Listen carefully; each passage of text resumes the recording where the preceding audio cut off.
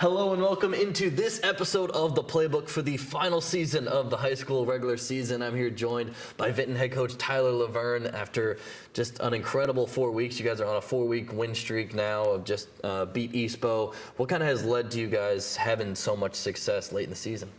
Well, I think at this point, a lot of it comes into our practice and how we practice. Our scout team has done an unbelievable job this year, and it's different from years past where you're just kind of having the older guys beat up on the younger guys. There's a lot of competition that goes on within our practices, and I think over the weeks, those good levels of competition build up and produce a lot of more success on Friday nights. Yeah, all football teams kind of want to be playing their best ball late in the season. Do you think that's something that you guys have accomplished, playing the best that you've been playing later on in the year? Well, our goal is to get better each week and to get better as a team, not just as an offense or a defense, is being able to finish games and competing at a high level each week. So definitely those wins start to stack on top of each other and start to produce a good stage for the end of the season and into the postseason. Yeah, in early August, the preseason and fall camp, looking at this district, did you think kind of this is where you guys would be at this point, or have you kind of exceeded expectations from what you thought early on in the year? Well, we had a large senior group last year that really set the tone and got us to that district championship game last year. So our guys coming in this year knew that that was a possibility.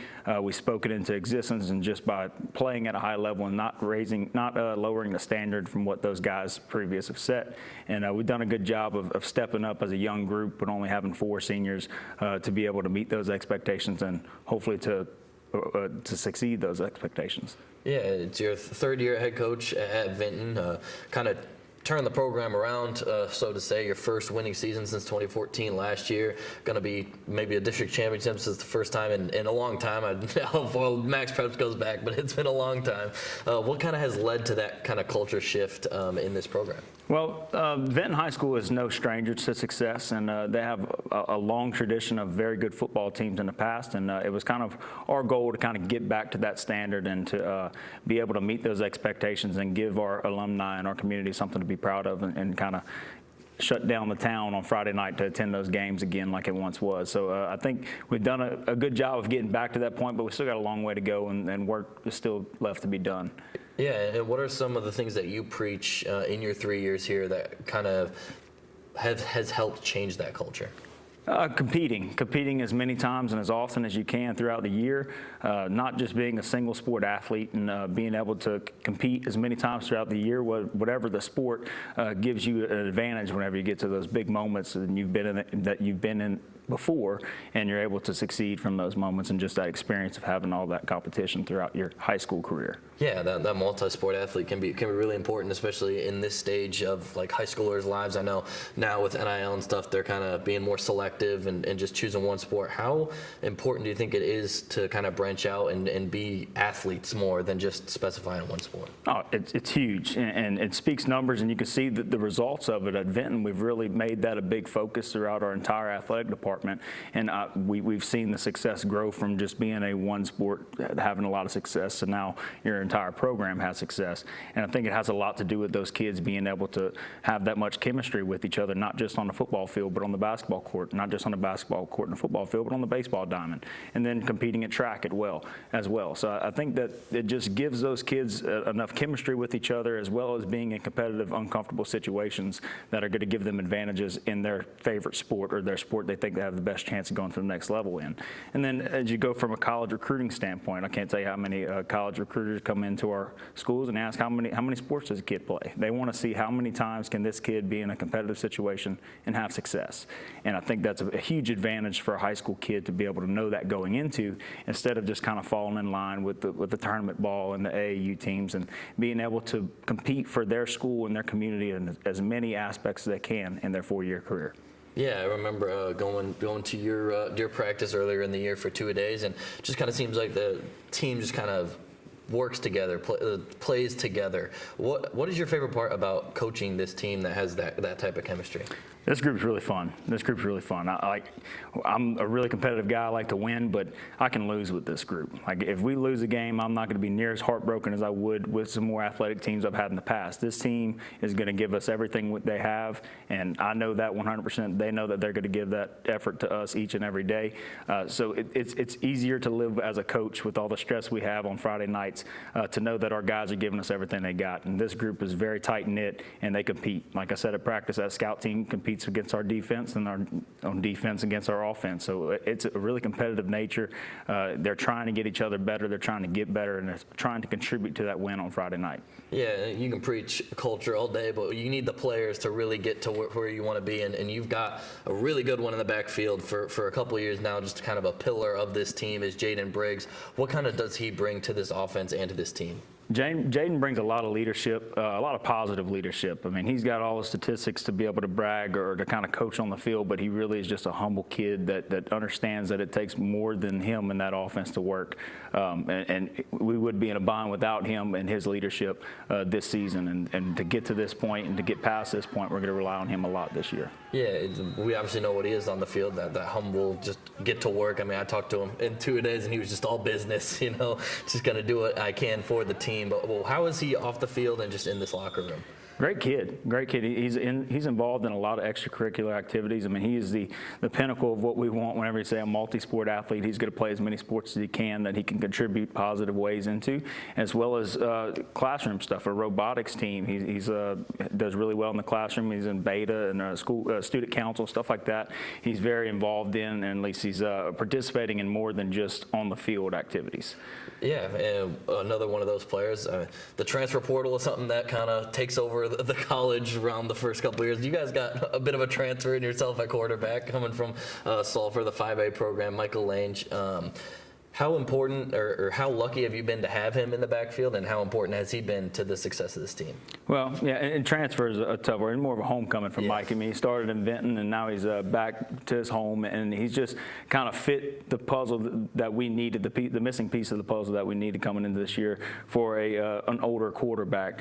He still has a lot to learn, and he is improving each week, and I'm very excited to see where he's going to be at this time next year because he is an extremely gifted athlete that we're going to rely on heavy next year, and as well as into the playoffs this season. We always want to take it 1 week at a time, and this week Mike has his goals to improve on, as well as our offense and our entire team.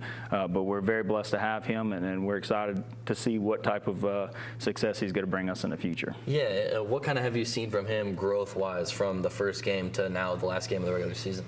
A lot more confidence. I know I personally have more confidence in him calling plays and letting him kind of make some more mature decisions as far as offensively.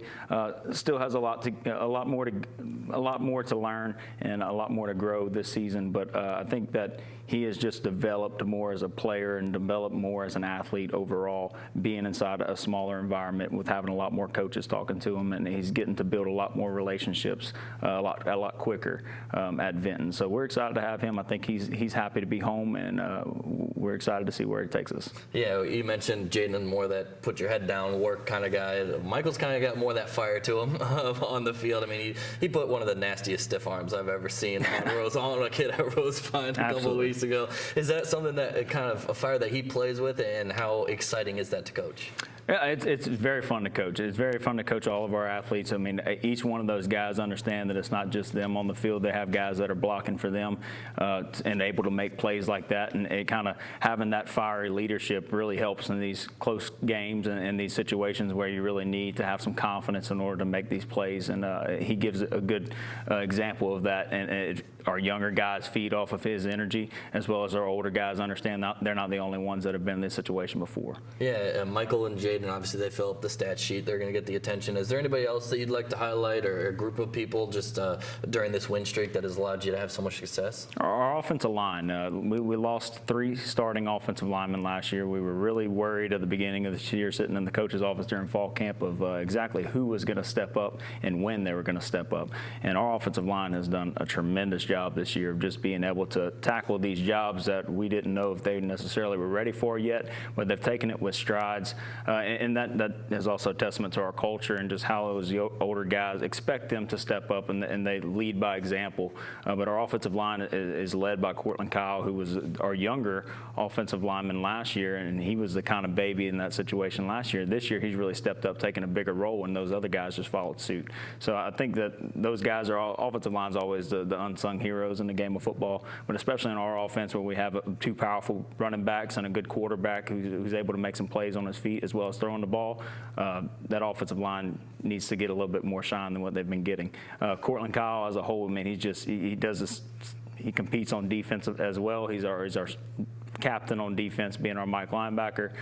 He just has a lot of experience that he's building on, and he's a mean player, but he's also a really humble and coachable kid. That's kind of our difference maker, and we've always had some athletes at Vinton, and I'm sure schools around the area can say the same thing, but to have an athlete to that caliber that's also coachable, we're very blessed and lucky to have that, and we like seeing that his example is going to follow suit when it comes to those younger guys as well. Yeah, he's the offensive line, the unsung hero of the football team. You know, you kind of need the size and also the athleticism to kind of play that position. But how do you coach up that position? You say you lose 3 at the beginning of the year, and then people step in. How do you kind of coach them to be just better at offensive line? Make it as simple as possible. That's kind of the key with coaching any youth or high school sport, is make it as simple and as easy to understand as possible. That way, and give them small baby steps to be able to accolades to work toward each week, and that kind of builds on itself over time, and you get to where you were at a high level of play at the end of the year just by having all these small goals, and you reach these small goals throughout the year, they lead to big goals. So that's kind of how we approached our offensive line. This year has just been, we've got some guys that are playing out of position, some guys that maybe never played the strong side of the line before, or vice versa, and really just making it achievable for them, making it as simple as possible, making it to where they can play fast and go as fast as they can and do something simple. And overall, over the big outlook of the whole offense, it makes it a little bit simpler, as well as on defense. As simple as we can make it, that's what we really want to preach, because that's the easiest a high school kid can achieve. Yeah. And I talked to you early in the year before the season for 2-a-days, and you had this DeQuincy game circled in red on the calendar, kind of a revenge game. You lost to them last year in the district. What does this game mean to this team and to you as well? Well, it's always a rivalry, a quote-unquote rivalry with DeQuincy, but in recent history, it hasn't been much of a rivalry because it's kind of heavy one-sided with DeQuincy in the favor. So this year, we're kind of just looking to play this and treat this as any other normal district game. It's still very important. It's the next one in the books. There is a little bit of, in the back of our mind, that game last year, but we can't let our emotions get the best of us this week. We really just have to tie down and get ready and take it one play at a time, one series at a time, and rely on what we've done and what we've built all year long to come into fruition at the end of the season. Yeah, diving into the X's and O's a little bit, what do you see kind of in this matchup on offense and defense? DeQuincy's very, very well coached. They're a very tough team. They lost a lot of seniors last year as well. They're a young group, but they've competed at a very high level throughout the season. They've been in a lot of close games against some tough opponents. So I'm expecting to have their best game. They have a new change at quarterback, and that kid seems to be having a lot of success, as well as a couple of their defense is stepping up in a big way in the last few weeks, and I'm excited to see that matchup between us and getting them to stop our offense, and vice versa. It's going to be tough to stop them, so it may be a little bit of a shootout on Friday night, but I'm excited to see us compete. I'm excited to see how far we've come from week 1 of this year to now. Yeah, what would be those 3 keys to victory for you guys in this game against DeQuincy?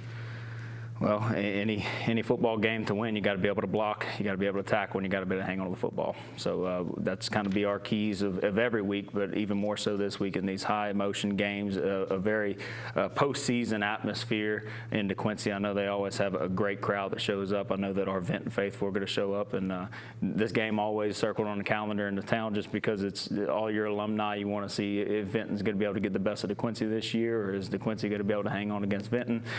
So I'm excited for a great atmosphere. I'm excited for a good game. I know the kids are excited, but it's just really going to be those 3 pillars of hanging on the football, who can block, who can tackle. Yeah, a win obviously would get you guys the district championship. What would that mean for this team and for you as a coach? Winning district has always been a big milestone in any coach's career, and your first win, the first time you win district is a big deal, and I would love for that to be this year, but I mean, it's not up to me, it's up to the kids and how we're going to be able to play Friday night, and I'm excited. I'm excited to see that. Yeah, and is this something that the kids have been looking forward to, kind of putting that goal out there, is the district championship win, and what would that mean to them bringing home that kind of hardware? It'd be huge. It'd be huge. Like we try not to make unrealistic goals when we sit in fall camp and go throughout the preseason and pre-district and talk about where we could be or what's a possibility throughout the year. We really just want to take it 1 week at a time and be able to win these achieve our small goals to get to our big goals, and our big goal is obviously a district championship. So it'd be a big deal to our community. It'd say a lot about our team and how far we've come over the last 3 or 4 years, as well as having a home playoff game. I think we're locked in right now for a home playoff game. That's the first time that Vinton's had a home playoff game in a long time. So it's a big deal. There's a lot of excitement in the community. There's a lot of excitement in the locker room. Pep rallies are more fun.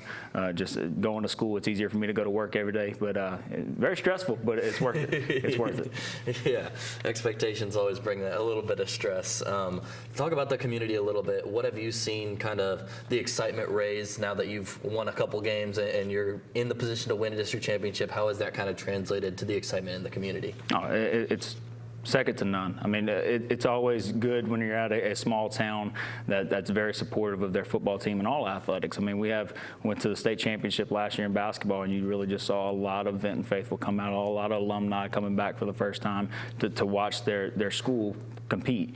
So it's no different with football. I mean, you get all in these big championship games, and you'll get a lot more seats in the crowd field, which always sets the stage for a great environment on Friday night.